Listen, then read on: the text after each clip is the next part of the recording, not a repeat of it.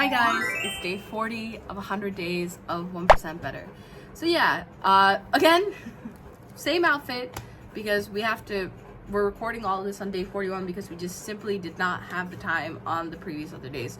Because normally my cadence is that the day goes, I record that stuff and I make the video the following day.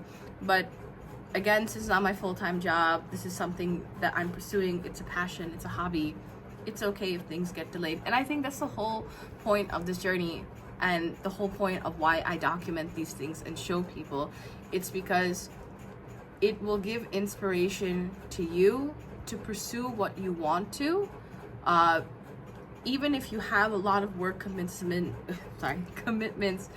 personal struggles, anything, right? It's your ability to kind of go over that hump and continue going towards what you like, because YouTube and building a brand and all this, it's a long haul journey.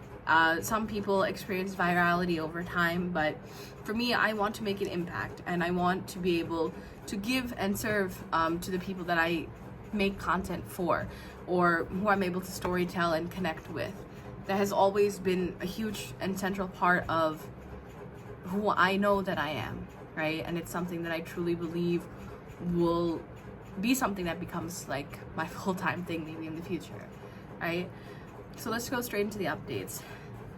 Unfortunately, yesterday we only drank 2 of these guys on my second one for today, but I don't think I'm gonna drink a third one because I'm really tired and I don't want to pee throughout the night.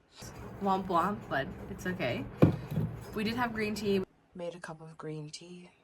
We did have vitamins, and I did spend time with prayer and God. Super tired, but I'm going to read my rosary. Read the Bible and pray the rosary, as well as read another 5 pages of Believe Feelings. Again, it was also Isaiah. I don't know why I keep getting Isaiah, but it's so funny because I was having a really emotional day yesterday, and when I prayed, I was crying and I was like asking God, is there any reason why any of these things are happening to me? Is there any reason why I feel so rejected or I feel so defeated? Like, am I going to come out of this, And, I really believe that if you go through a faith journey, the more that you embrace your relationship with God, the more answers you get. So it talks about embracing the journey of suffering. That means the challenges and hardships that God gives us and that we face lead to our personal growth and better understanding, and it is part of a transformative journey. You recognize the value of sacrifice, meaning that the things that you sacrifice in order to follow a higher purpose is what defines you, and you should view your sacrifices as essential for reaching meaningful goals and serving others, right?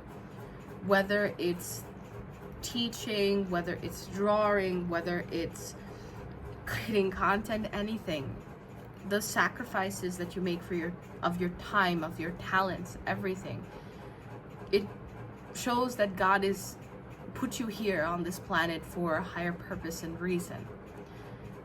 Expect rejection and misunderstanding, meaning that as you go more towards the alignment towards God's will and plan for your life, you're going to face disbelief and rejection. You're going to face misunderstanding and opposition.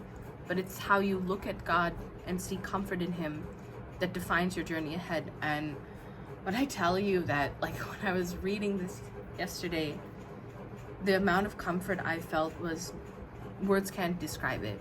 And when I document this, it is a testimony to anybody that He's really real. And I don't really care if other people don't.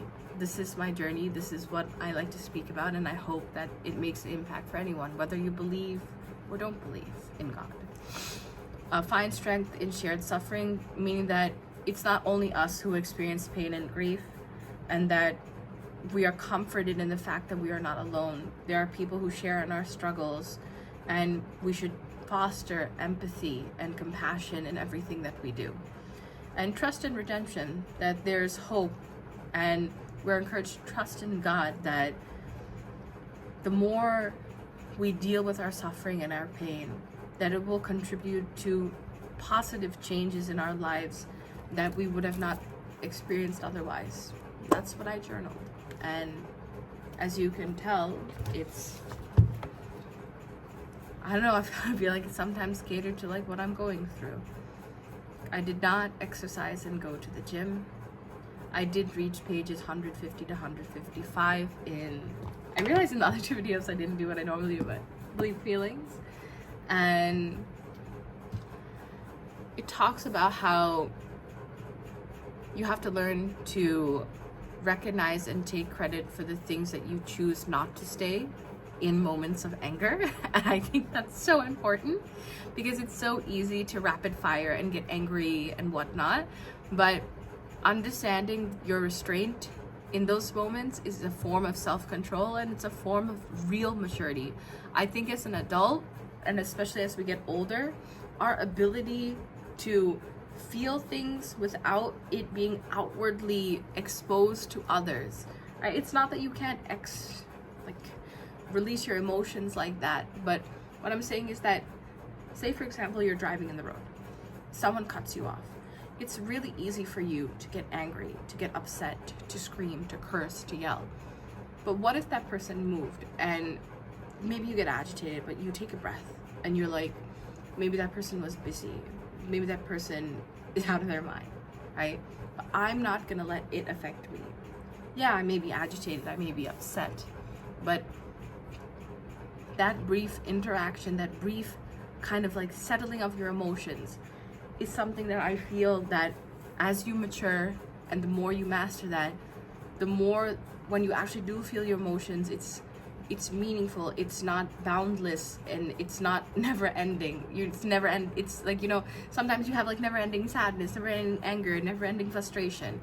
Your ability to recognize and take credit for your self-control in those moments, and your ability to face your fears directly and understanding that without avoiding it, you know, can really help to reduce your anxiety and to also foster personal growth. Because especially when you're dealing with challenging people or situations in life, managing your reactions and your composure truly define your character. And I say that, like, without a doubt, it changes your perception and the way that you deal with things.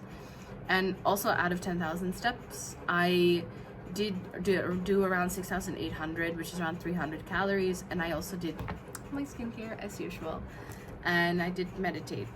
So yeah, out of 8 habits, I did 6, which is 75%, my medium normal-ish average. I just realized that, like, I left my towel there, so don't mind that. But yeah, that's pretty much it. At the end of every video, I like to say that the world is a better place because of you. Make sure that you live up to it, and I'll see you next time. Bye bye. Oh my god! You are what? Something like that. Oh shit, wrong side. Did I hold it the wrong side the whole time? No, I don't think so. Look at me and then just like that. Because you. This was some of the people who dressed up for Halloween. We had cupcakes, and I dressed up as a Christmas tree. Yay!